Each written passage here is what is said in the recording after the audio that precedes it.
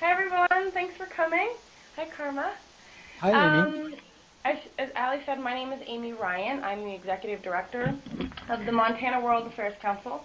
And we are the nonprofit organization that has the privilege of bringing you this opportunity. This is one of many opportunities that we strive to bring international education opportunities just like these to classrooms like yours all around the state. So I am honored today to introduce a dear friend, Karma Tensum. Karma was born in Tibet and escaped with his family at a very young age to northern India. He's been working with Tibetan refugees, mostly children, and bringing them educational opportunities for most of his life. He won a Fulbright in 1994 and got his master's degree at Harvard. And he founded and is now the executive director of the Tibetan Children's Education Foundation, where he's has the opportunity to and the privilege of bringing all of these educational materials and opportunities to Tibetan refugee students in northern India. So without further ado, you don't want to hear from me, you want to hear from Karma. And so Karma Tensum, thank you so much for joining us. Thank you, Amy. And thank you to everyone putting this presentation together. Oh, did you want to start the recording? Okay. And did you also prime this?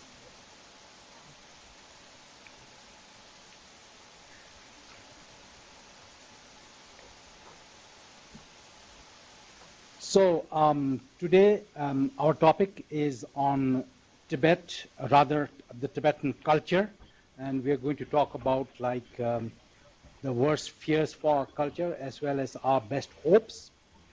But you know, in my work with the Tibetan Children's Foundation, I've been privileged to travel and speak on Tibetan issues, and two things sort of stand out. Number one is this, that wherever people knew about Tibet, I was overwhelmed by the empathy that common people had for the Tibetans and the sufferings of the Tibetans. But at the same time, I've sometimes also been shocked by how little people really know about Tibet. And so before even we begin the conversation about Tibetan culture, I just wanted to take a step back and sort of introduce Tibet, especially to Montana high school students. I also wanted to say that when it comes to Tibet, especially if you do a little bit of research on the net, you will find that there are basically like two views. Even Wikipedia, if you check it out, they acknowledge two views, like the view held by the Tibetans, such as myself, and then there is also a Chinese view, or rather the view of the Chinese leadership. And so today, in my presentation, my talk, my discussions on Tibet, it will of course be the Tibetan view. Tibet, for me and for Tibetans, it's always been a very, very unique and independent kingdom. Our history goes back to as far back as the 4th or 5th century. The country of Tibet itself is wedged right in between India and China. It's a fairly large country because if you talk about traditional Tibet, the classical Tibet that we know, it was bigger than the whole of Western Europe put together. So we are talking about Tibet as a really big country.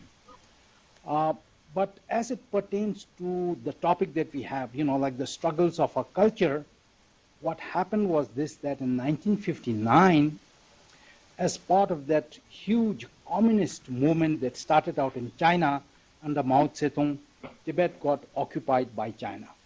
And that occupation actually started out in the late 40s, 50s, but it culminated in 1959 when His Holiness the Dalai Lama had to flee from the famous Potala Palace in Lhasa.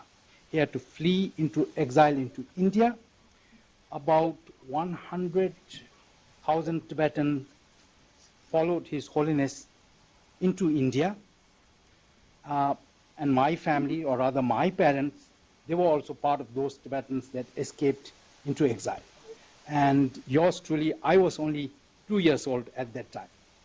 And anyone familiar with the Tibetan clothing will know that the women used to wear these long flowing gowns tied together with a sash. And when you do that, it makes a really deep pocket. And so I was actually carried across the Himalayas in the deep pockets of my mother. But Tibet's cultural problems, everything that I'm going to talk about today, in a sense, started out with that occupation in 1959. And that's when, problems to the Tibetan culture, the topic that we are talking about, worst fears, best hopes, that's actually the context, because Tibet got occupied by China, and so Tibetans now are living under Chinese occupation, although there's a sizable population, not sizable, about 150,000 Tibetans in exile. So with that in the background as an introduction, I wanted to talk about my worst fears as far as the Tibetan culture goes, but I didn't want it to my talk to be totally pessimistic. So I also want to talk about like the best hopes that I have for my culture. And even when we talk about Tibetan culture, again, I want to take like one step back and try and answer the question as to, like, when you talk about Tibetan culture, for me as a Tibetan, of course, I'm biased towards this culture, but from a global context, why is Tibetan culture precious? What is there in this culture that I feel is worth preserving? To begin with, I remember, like, in one of the teachings of His Holiness the Dalai Lama, and it's no secret, throughout my talk, I'll go back to His Holiness, and he's absolutely my favorite person in the world. But His Holiness, in one of his talks, alluded to the whole of humanity as a wonderful garden of humanity. That's the word he used. And so if, in that context, if like different cultures were like different flowers, I think about Tibet as a really beautiful, rare flower that is now facing extinction.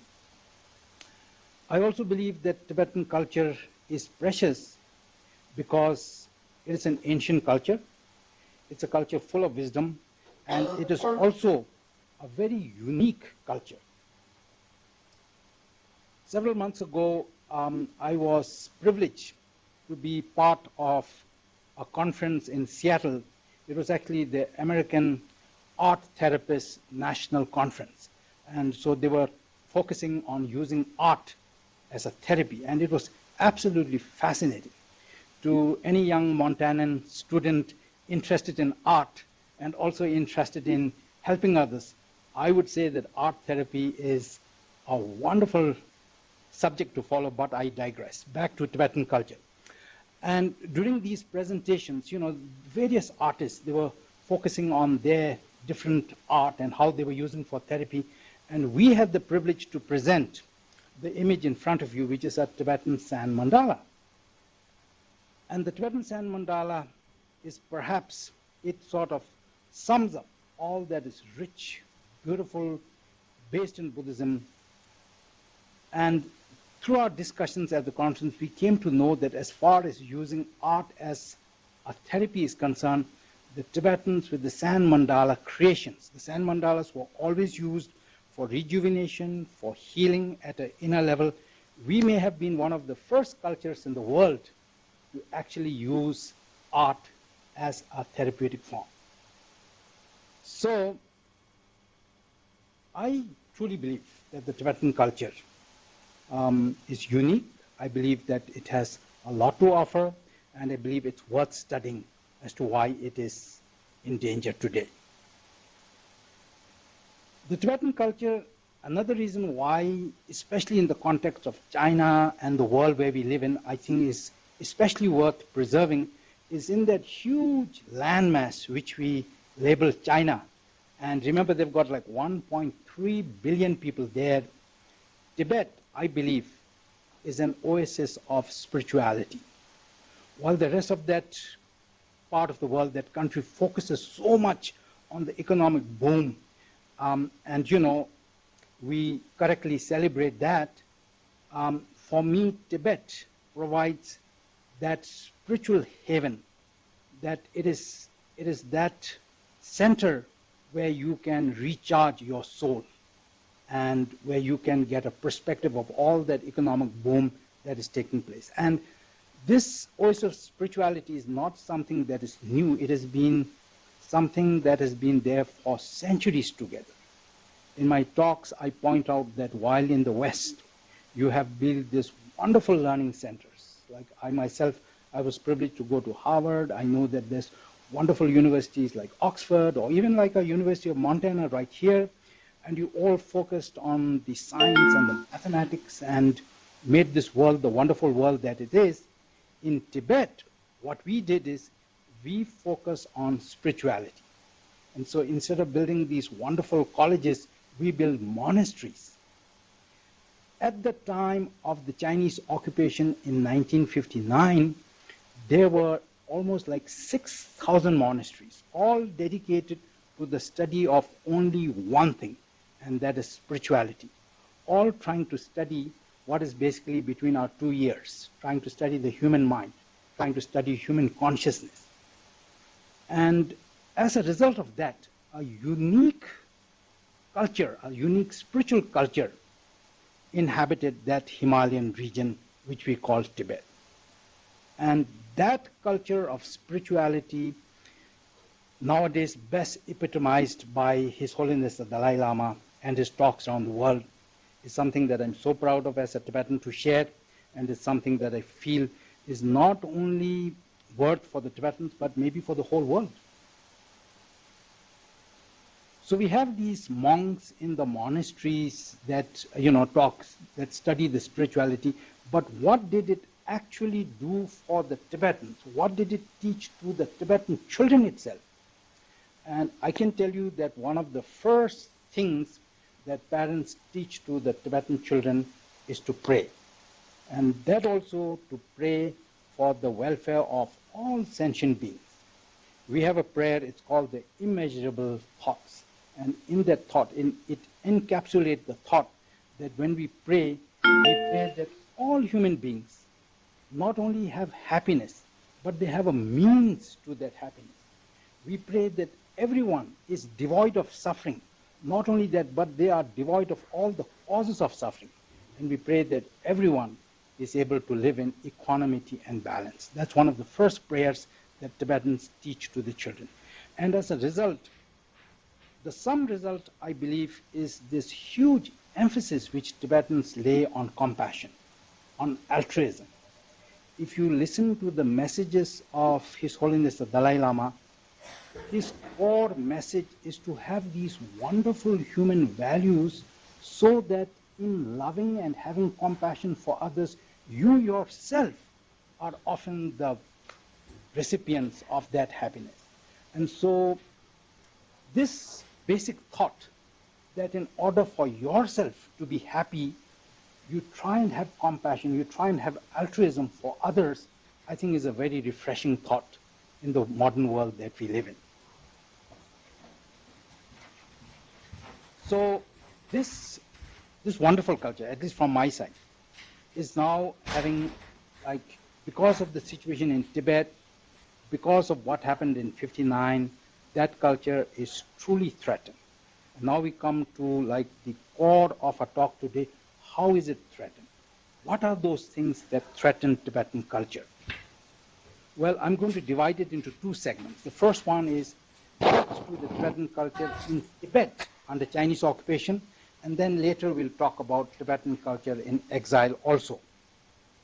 But first, to Tibet under the Chinese occupation. If you look at this image, it's the train from Qinghai to Lhasa. And it's a beautiful image, you will agree. In some minds, it may even evoke thoughts of progress, of development, but from the Tibetan cultural point of view, for me, this is a very frightening image. And why it's very frightening is because of the Chinese policy of massive population transfer. So this train is basically going to bring thousands, and in later years it may be millions of ethnic Han Chinese into Tibet.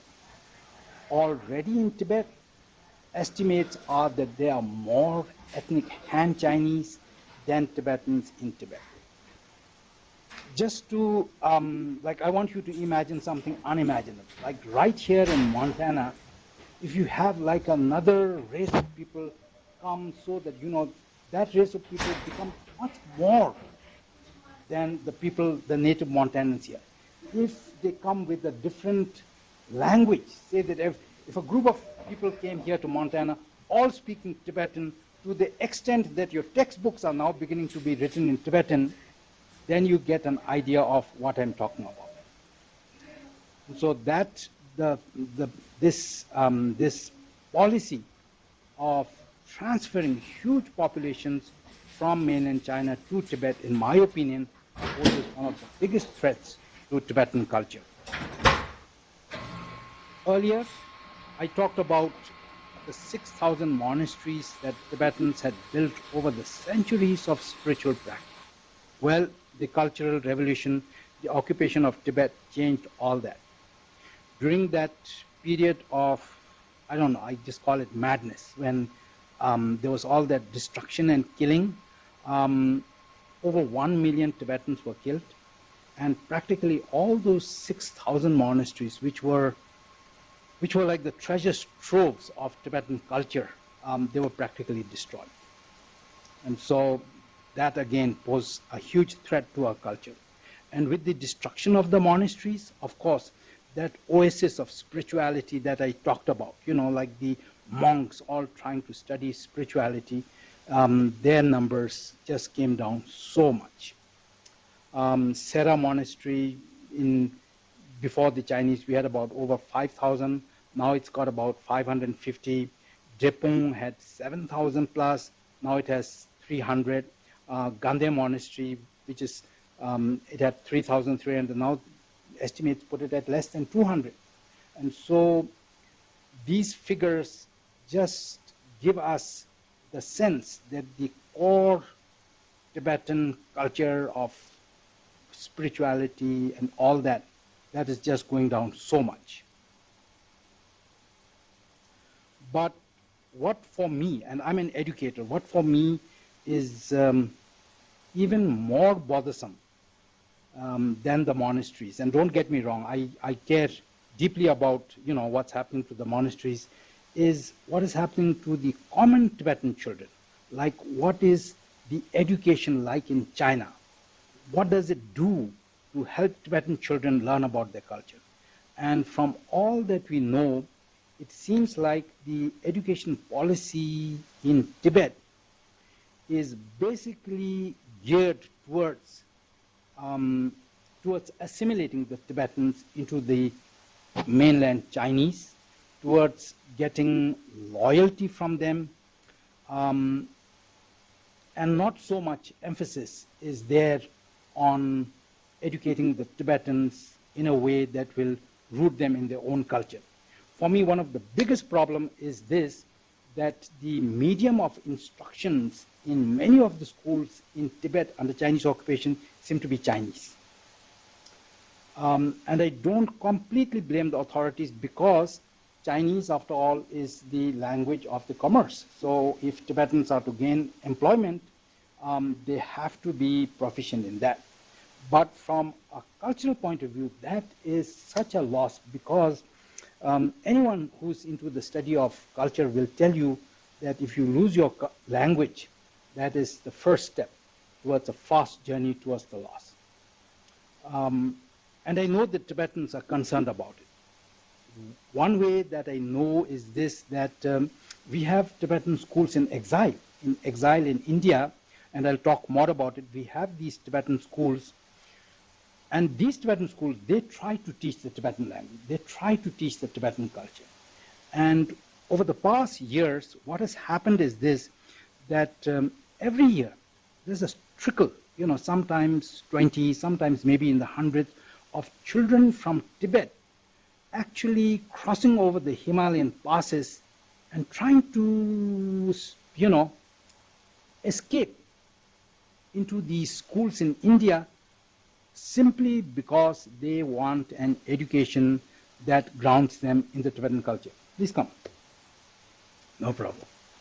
So for me, like one of the main challenges that I see as far as the children in Tibet is concerned is that, their education does not include the study of Tibetan language. Their education does not include any serious effort to ground the Tibetans in the Tibetan culture. And that, for me, is a real concern. And this image, I always get a laugh when I look at this image because these are actually Tibetan nomads playing pool on the roof of the world, I guess. I come from a Tibetan nomadic family, so I can tell you, like in my head, like my image of a nomad is not this one. And so one of the things that is, honestly challenging the Tibetan culture is the changing lifestyle, and I'm not against change. I realize, like all of you, that change perhaps is the only inevitable thing. Things change. We have to accept it. What I'm against in Tibet, change that I see in Tibet from all accounts, and you have to remember, I've not been privileged to go back to Tibet since I was 2 years old. But from whatever I learn as a Tibetan, and I try my best to keep myself informed simply because I live this culture, is that the change that is happening in Tibet is not a gentle change. It's not an organic change. The change doesn't come from the people themselves. It seems that this change is spurred on by the state, that many of the changes taking place in Tibet are taking place because of business interests. So while I welcome change, I truly do, any change in Tibet that brings economic prosperity, that brings happiness to the Tibetans, I celebrate. I'm happy about it.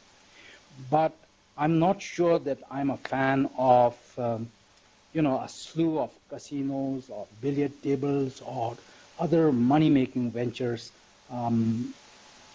because what it does, especially to the Tibetan youth, already I believe that they are confused. Their land has been occupied.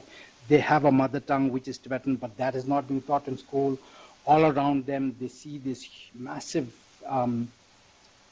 Chinese presence in the businesses. Already they are, in some levels, confused. And then to have this new lifestyle thrust on them, I believe they fall very easy prey to that. And so I fear that the new lifestyles in Tibet is also threatening the very way that we used to live. And that these changes are also a big threat to the Tibetan culture as I know it. And one reason why the Tibetans in Tibet cannot sort of protect their culture so much is this, that although we talk about all this economic progress that is supposed to have happened in China, figures don't seem to indicate that much of the success has actually trickled down to the Tibetans. I saw this on the internet. I have to admit it's been like a few years, but I just show it just to give like a perspective of the advantages and the disadvantages for Tibetans in their own country. Like if you have a civil service job where 98% goes to ethnic Han and Tibetans get just like 2%, that almost makes you think that the Tibetans are, almost like second-class citizens in their own country. And when Tibetan families are economically struggling, they're struggling to put food on the table, when they're struggling to make ends meet, I think it's a disadvantage because then they can't think about the art or preserving the culture, all that sort of recedes to the background till the more immediate needs of food, clothing are taking place. And now I want to focus very briefly about like the challenges to Tibetan culture taking place in exile. And I want to preface it by saying that there's a remarkable thought about Tibetan culture that I want to share. It's both remarkable and I think it's remarkably sad also. And that thought is this, that according to many experts, they feel that Tibetan culture may actually stand a better chance of survival in exile than in their mother country. Now, isn't that like a sad thought? You know, when a culture has to survive in exile as opposed to its own land. I think that's a really sad thought. But that thought also sort of seems to indicate that Tibetan culture is doing well in exile, right? And we'll come to that. I think we are to some extent, but I do know that I've been, you know, like a stateless person for most of my life, and so I know that for Tibetans in exile, there are also massive challenges. So where are all the Tibetans in exile? Most of it, like about 150,000 of them, we are in India. So we have, you know, scattered Tibetans here all over the world. I live in Butte, the single Tibetan family living in Butte, but most of the Tibetans in exile are in India. We live in these wonderful Tibetan settlements, and we try our best to preserve our culture, our identity. If you came to the Tibetan settlement that I lived in India, Clementown, you would be fascinated. You will see prayer flags, you will see the monasteries. There's a chance that you will wake up to the sound of the monastery gong. And that is wonderful. But once you step outside from that little sanctuary of a settlement, you are surrounded by a billion Indians. You are surrounded by the sight, the smell of this fascinating country called India. And I've also studied Indian history. And this wonderful country called India has got such vast powers of assimilation. Did you know in the past, like even conquerors, you know, big powerful conquerors like the Kushans or the Huns or the Mongols, they all came into India as conquerors, but they ended up being assimilated into the Indian culture. And so what about like 100,000 Tibetan refugees? Poof, we could just so easily melt away in this crowd of a billion. So far we haven't, but this is a challenge which we face in exile. So in our schools, like in our Tibetan schools, we try, like I was alluding to, I was an educator for the Tibetan schools. We have tried to use education to transmit our culture to the children. But at the same time, there are just so many other interesting things in India competing for their attention. Like, just to give you one example, Bollywood, you know, this Indian movie industry with its song and dance, it's just so popular. It's just there. It captivates the Tibetan children. And when we have like a talent contest, for example, in the schools, you will see Tibetan girls gyrating towards Bollywood music.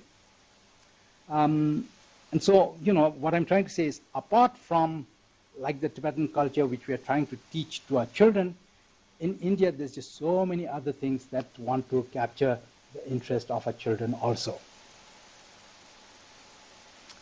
And then later on I will talk more with hope about Tibetans in exile trying to keep their culture. But in exile, the fact remains that even in exile, our lives are not that fantastic. We are not that rich. You will not have come across many stateless millionaires. People struggle. Most of the Tibetans in India, they eke out a living as roadside hawkers. I took these photographs in Dharamsala.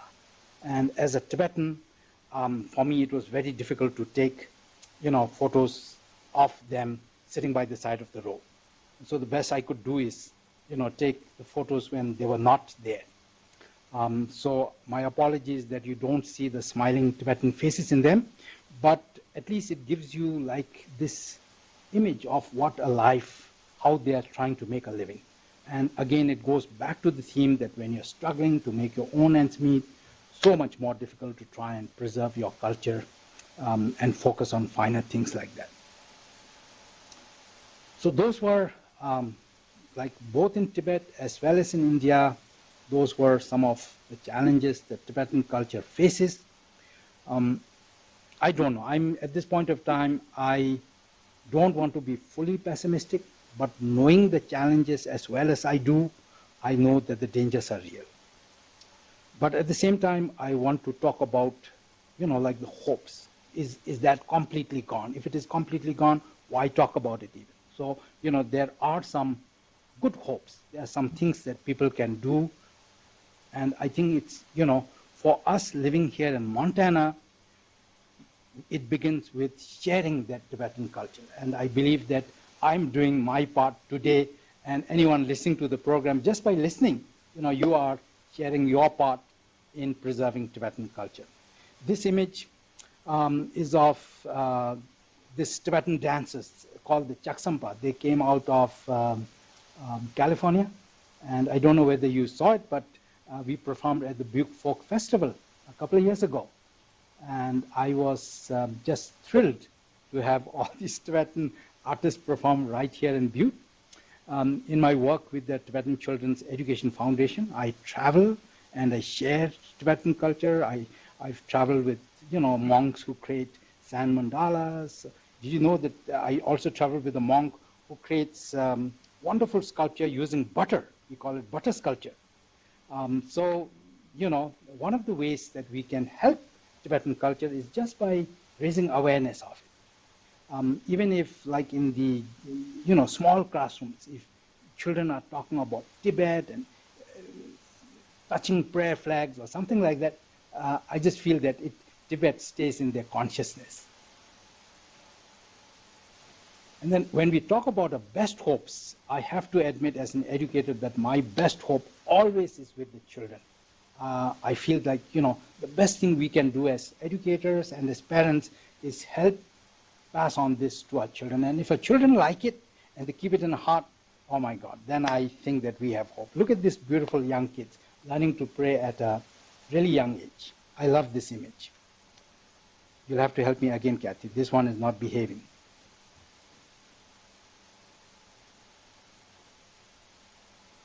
Okay. But even like, so that was like, the monks. Even what about children who are not monks? Ordinary children, your children, my children, Tibetan children in exile. Again, we have to teach them the Tibetan culture. We have to not only teach them the culture, but teach it to them in such a way that they actually fall in love with it. Yes. That they actually fall in love with it. In my travels, when I go, I see a lot of empathy, like I said before, and it's wonderful. I've seen in my journey that many people speak up for Tibet, and that is also wonderful. But in my heart of hearts, I always believe that the Tibetans themselves must make the best spokespersons for their culture. In order to do that, two things. Number one, we have to teach them the culture so that they know it, so that they're passionate about it. And at the same time, we have to equip them with a modern education so that they have the eloquence, they have the depth of knowledge, they have the passion to talk to an audience, so that when audiences listen about Tibet, they just not go away from just knowing about Tibet, but hopefully feeling for Tibet. And so much of my own hopes, as far as Tibetan culture goes down to these shiny little faces. Because I know that if we can plant a seed in their heart, probably our culture won't die. And in exile, I talked about the challenges, but I honestly want to share with you the good news that the Tibetans in exile, they've done such a remarkable job. And I don't know where the blessing comes. Maybe from the Dalai Lama? I don't know. But for example, since coming to exile, we built like 100 schools for children. Wonderful, right? But we built 300 monasteries, almost 3 times the number of schools. We have monasteries in exile. So we have built, the wonderful images you see on your screen. They are stupas. Everything that we had in Tibet, like a Thangka painting school, like the sand mandala, butter sculpture, many of the institutions, the cultural institutions which we had in Tibet, we are now recreating them in India in exile. And I think that is the part which really excites people. That is why people say, that Tibetan culture has a better chance of survival in exile than things. So I want to share this good news that there is this small cultural rejuvenation taking place in Tibetans in exile. And not only in India, right here in the United States, there are cluster sites of Tibetans. We have Tibetans in New York, Tibetans in California, Minnesota, not so much in Montana. We joke about and say we have more yaks than Tibetans in Montana. But the thing to share is this: wherever there are these Tibetan centers, they have these associations. Like in Montana, we call it TAM, Tibetan Association of Montana, just like 3 families, right? But in Northern California, they have TANC, Tibetan Association of Northern California. And all these families, taking inspiration from the survival of the culture from the Jews, are sending their children to weekend schools, trying to teach them the language, trying to teach them the culture. And so these sort of things which are happening gives me really good hope for our culture. But if there is like one person whom Karma Tensum places the most hopes, it's no doubt His Holiness the Dalai Lama. And I think that he's just overcome so many challenges, done so much, not only for Tibet and the whole world, but I think one of the biggest challenges as far as Tibetan culture is concerned is for His Holiness the Dalai Lama and the Tibetan people to begin to change hearts in China. That's, I think, like a major, major thing. So far, I know there's a fair amount of distrust by the Chinese leadership towards the Dalai Lama. Sometimes they look upon him as a splittist. But I see China becoming bigger, right? So much so that it's now an economic superpower. And I think one of the good things when countries become really big is that they gain that self-confidence. My hope is this, that China will now be confident enough to engage in a meaningful dialogue with the Dalai Lama. That that hearts will change in China, that they will not look upon His Holiness and the Tibetan people with suspicion, but that they will just see Tibet for what it is, that they will see that there's an incredible amount of spirituality, they'll see that there's an incredible amount of ancient wisdom that can perhaps fill some vacuum in Chinese lives. And once we begin to change hearts in China, once reformation begins in China where the Tibetan culture is respected, where monks are allowed to study their religion, where people are totally free to practice their spirituality, I think that will be a wonderful day for Tibetan culture. And then maybe our very best hope for Tibetan culture will be realized, where Tibet becomes a zone of peace. Now, this is not something that I thought of. Tibet as a zone of peace was first proposed by His Holiness the Dalai Lama in the European Parliament in 1885. So the thought has been there for a long time. And I think it's a beautiful thought. I myself would like Tibet to be an Asian Switzerland, like a totally neutral territory, say, between India, 1.2 billion, China, 1.3 billion. Sandwiched between them, you have Tibet as a wonderful zone of peace. I think that is perhaps the greatest role that the Tibetan culture, with its emphasis on peace and compassion, can play in the global context. And so that is, of course, my big hope for Tibet. And again, one of my big hopes in doing this presentation, especially to students in Montana, is to share the thought that all these different cultures, whether it's Tibetan or an Indian culture, all these different cultures, can enrich our lives. Not only that, understanding and appreciating different cultures of the world, I believe, can give a wonderful context to enjoy the beautiful culture that we have right here in Montana. So I guess that's my best hope and that's my best thought for today. I hope you have gained a little bit of knowledge about Tibet.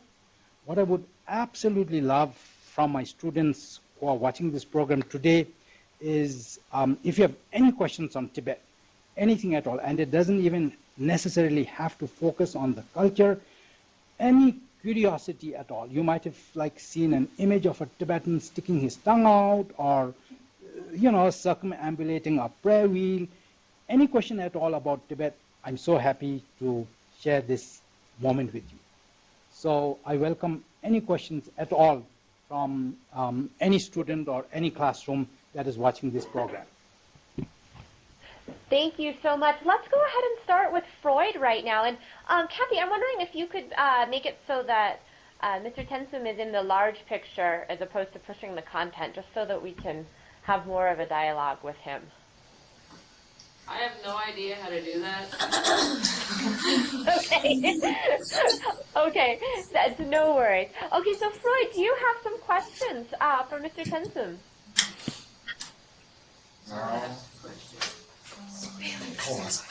Hey, that helped.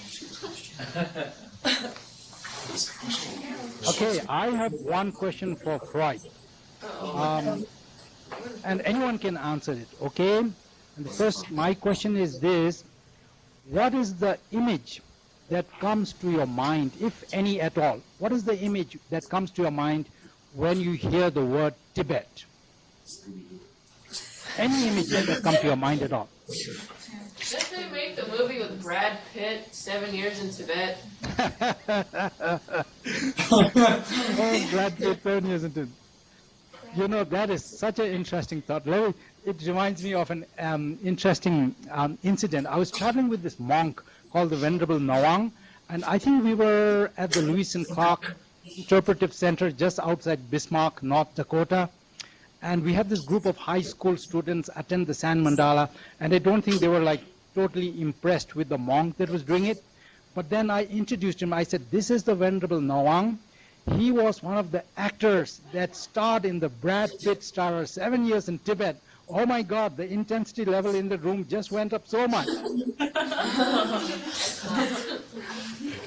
That's funny. So wonderful Brad Pitt. But aside from Brad Pitt, any other questions on Tibet? Is China still dumping nuclear waste in Tibet? Yes, good question. You know, one of the biggest concerns, you see this beautiful image where we talk about Tibet being a zone of peace. One of the concerns, and you know, today I try to stay away from the political aspects, but it is true.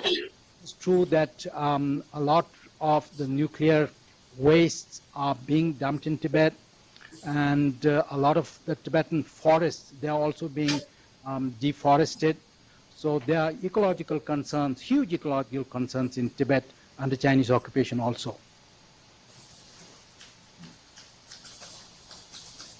Thank you, Freud. Moore, I noticed that you had quite a few hands up, so I'm going to go ahead and turn it over to you to let you ask some questions now.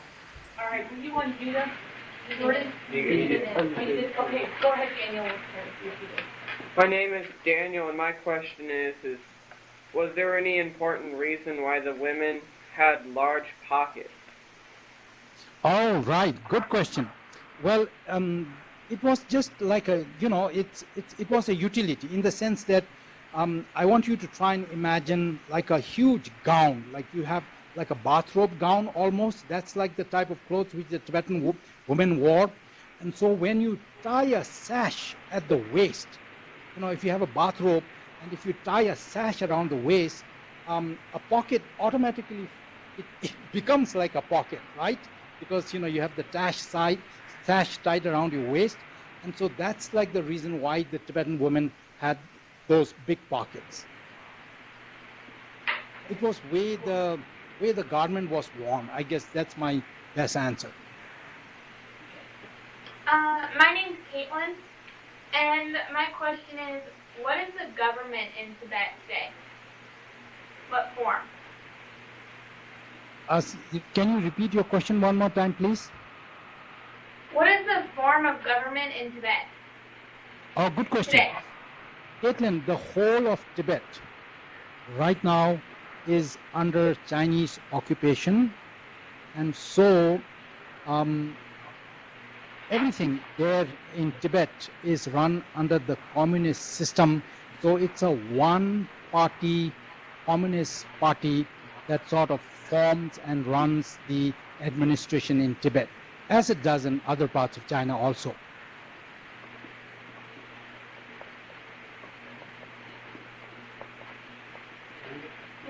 My name is Hayden. My question is, why did the Chinese drive you guys out of Tibet? Like, what was the reason behind it? Right. You know, that's a really good question. And if you're a Tibetan, we've been asking that question to ourselves for over 50 years. But honestly, I think there were like a couple of, good reasons. One is this, that Tibet is a very, very strategic country. Like I said, it's the highest country in the world. Many places in Tibet, the average elevation is about 12,000 feet. And so, as far as China is concerned, its biggest competitor is India. And if you have Tibet at that very high elevation, it just gives you such a strategic advantage. Number two, many of the rivers that flow into India and Bangladesh and into that whole subcontinent, their sources are in Tibet. So Tibet, I don't know how to say it, but there is potential, so much potential to leverage just by controlling the sources of water that are in Tibet.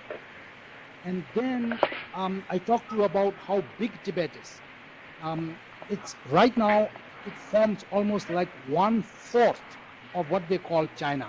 And so land, mineral resources, strategic position, water control, many reasons why someone would want to come into Tibet.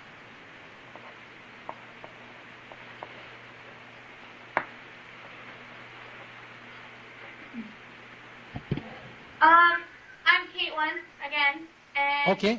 what kind of religion is practiced in Tibet? Oh, in China, sorry. Okay, I missed your question. You'll have to repeat it one more time. My apologies. Okay. What kind of religion is practiced in China? Yes, that's again like a good question. Previously, some form of, like some of the forms of religion that I know is like they used to practice Confucianism.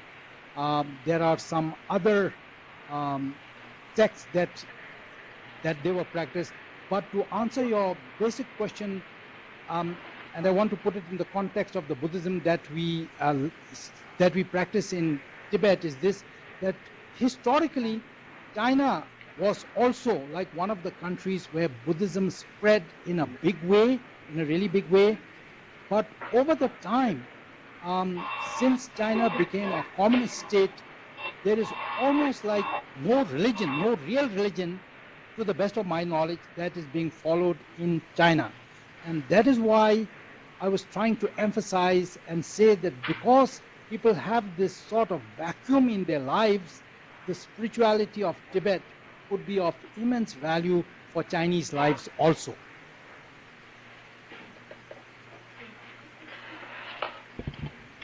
Thank you. Now I want to move back to Floyd one more time just to give them a chance, because we have about 3 or 4 more minutes before I know everybody has to leave, and I'm not sure more if that was your bell, but Floyd, I want to go ahead and give you a chance to either comment on something that Moore has said, or if you have any additional questions.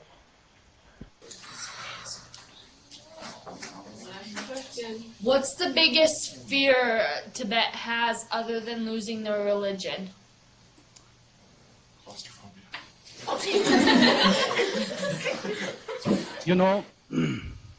Oh, sorry.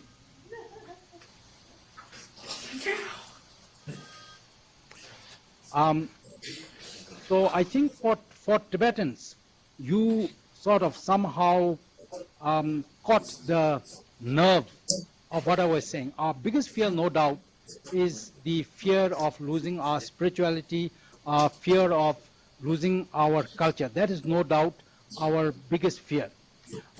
if you ask me at a personal level, what is like a big concern for me, honestly, right now, my biggest concern in Tibet is like the lives of the people there, like the welfare of the people there. My sense is this, that Tibetans really are not happy under Chinese occupation. I know that over 100 Tibetans have burned themselves.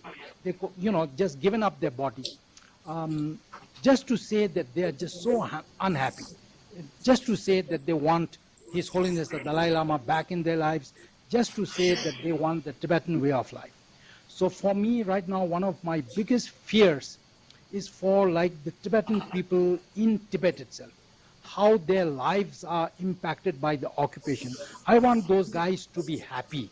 I want those guys to, enjoy the kind of freedom that I enjoy right here in Montana.